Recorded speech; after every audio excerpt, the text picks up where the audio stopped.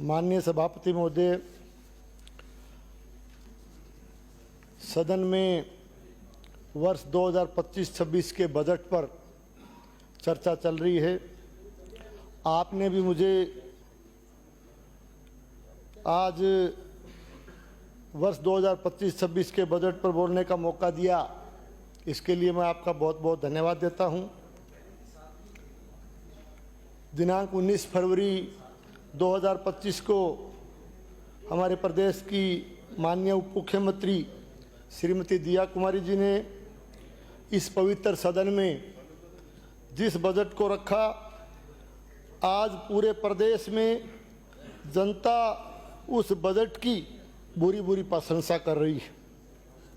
सरकार ने इस बजट के माध्यम से प्रदेश के सर्वांगीण विकास को नई ऊंचाइयों तक पहुंचाने का पूरा प्रयास किया। इस बजट में हर वर्ग का ध्यान रखा गया, चाहे किसान वर्ग हो, चाहे मजदूर वर्ग हो, चाहे कर्मचारी वर्ग हो, चाहे जनप्रतिनिधियों का मामला हो, हर वर्ग के हितों का ध्यान इस बजट में रखा गया है। मैं इस मौके पर इस शानदार और ऐतिहासिक बजट के लिए माननीय मुख्यमंत्री जी का एवं माननीय वित्त मंत्री जी का बहुत बहुत बधाई उनको देता हूं और उनका बहुत बहुत आभार प्रकट करता हूं। माननीय सभापति महोदय, जहां तक हमारे प्रदेश के विकास का सवाल है, मैं आपको याद दिलाना चाहूँगा कि 2013 से 18 के बीच में जब भारतीय जनता पार्टी की यहाँ सरकार थी, तो उस समय उस सरकार की हमारी मुख्यमंत्री आदरणीय वसुंधरा राजे सिंधिया जी ने गांव का गौरव बढ़ाने के लिए बड़े पैमाने पर प्रत्येक ग्राम पंचायत में गौरव पथ का निर्माण किया था।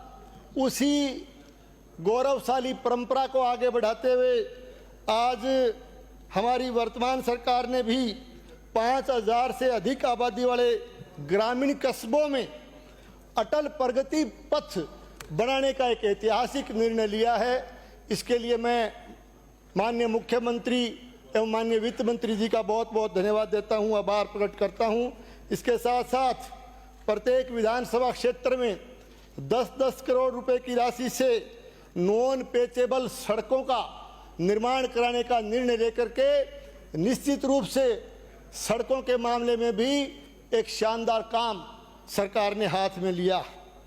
माननीय सभापति महोदय, ग्रामीण क्षेत्रों में 20 लाख घरों में पेयजल कनेक्शन दिए जाने का प्रावधान करके निश्चित रूप से पीने के पानी की समस्या का समाधान करने का बीड़ा सरकार ने उठाया है। इसके साथ साथ 1000 ट्यूबवेल, राजस्थान प्रदेश में 1000 ट्यूबवेल और 1500 हैंडपंप लगाने का भी ऐतिहासिक निर्णय इस बजट के अंदर लिया गया है।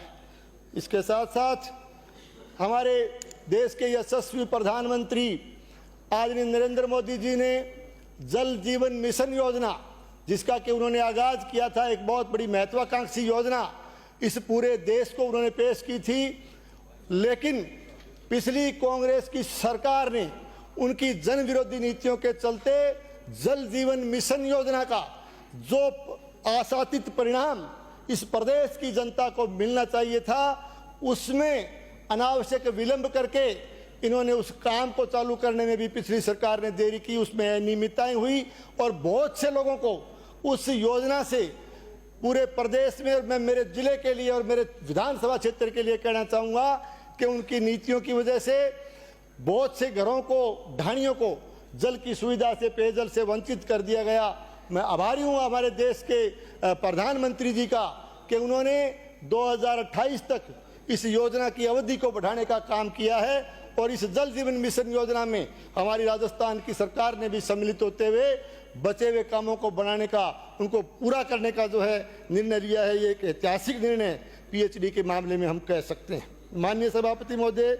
मुख्यमंत्री निःशुल्क बिजली योजना के लाभान्वितों के घरों पर निःशुल्क सोलर प्लांट्स लगा करके 150 यूनिट बिजली प्रति माह निःशुल्क देना, ये कोई छोटी बात नहीं है। ये एक ऐतिहासिक काम बिजली के क्षेत्र में इस बजट के अंदर हुआ है। माननीय सभापति महोदय, तीर्थ यात्रा के मामले में हमारे पिछले बजट में भी प्रावधान किया गया। इस बजट में भी 6000 वरिष्ठ जनों को हवाई मार्ग से यात्रा करवाने का और 50,000 जो है तीर्थयात्रियों के लिए जो है एसी ट्रेन से उनको तीर्थ यात्रा करने का प्रावधान निश्चित रूप से एक ऐतिहासिक कदम इस बजट में हमारी सरकार ने उठाया। माननीय सभापति महोदय, जहाँ तक, क्योंकि ये हमारा कृषि प्रधान इलाका है, जिस क्षेत्र से मैं आता हूँ, किसानों के लिए निश्चित रूप से किसान सम्मान निधि की राशि 8,000 से उसको बढ़ा करके 9,000 रुपये करके निश्चित रूप से किसान का मान और सम्मान बढ़ाने का काम हमारी सरकार ने किया। इसके साथ साथ गेहूं के समर्थन मूल्य पर जो बोनस जो दिया, पिछले बजट में भी प्रावधान किया, उस बोनस को बढ़ा करके 150 रुपये करने का प्रावधान करके किसान के हितों की रक्षा करने का काम हमारी वर्तमान सरकार ने इस बजट के माध्यम से हाथ में लिया है। जहाँ तक जनप्रतिनिधियों के मान और सम्मान बढ़ाने का सवाल हो, इस बजट में पंचायती राज और स्थानीय निकाय जो भी हमारे जनप्रतिनिधि है, उनका मान और सम्मान बढ़ाने के लिए उनके मानदेय में भी 10% की राशि बढ़ाने का एक ऐतिहासिक फैसला हमारे माननीय मुख्यमंत्री जी एवं वित्त मंत्री जी ने इस बजट के माध्यम से लिया। माननीय सभापति महोदय, मैं इस बजट में मेरे विधानसभा क्षेत्र का भी के लिए भी अनेक घोषणाएं हुई।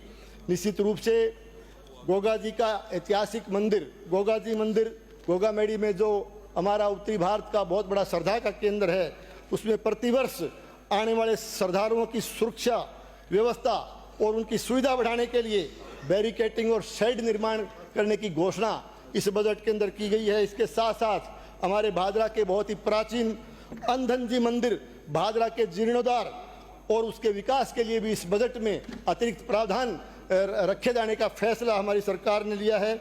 हमारे भादरा विधानसभा क्षेत्र के उप स्वास्थ्य केंद्र ग्राम रसराना के उप स्वास्थ्य केंद्र को पीएचसी में क्रमोन्नत करने का फैसला इस बजट के अंदर लिया गया है।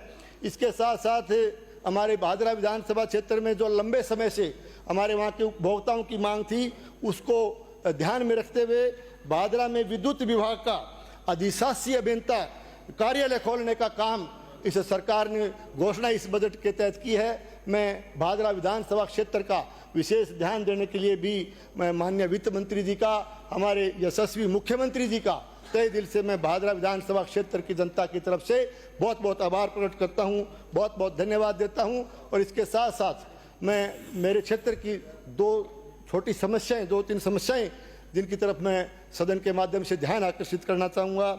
हमारे कृषि प्रधान इलाके में सिंचाई का जहाँ तक सवाल है, अमर सिंह सब ब्रांच और सिद्धमुख नहर सिंचाई परियोजना का पानी हमारे क्षेत्र में किसान इस्तेमाल करता है। सिंचाई दोनों नहरों से हमारी होती है। उनमें खाड़ा निर्माण, खाड़ों की हालत जीर्ण शीर्ण है, तो खाड़ों के नवीनीकरण और उन खाड़ों को नया बनाने की मांग भी लंबे समय से है।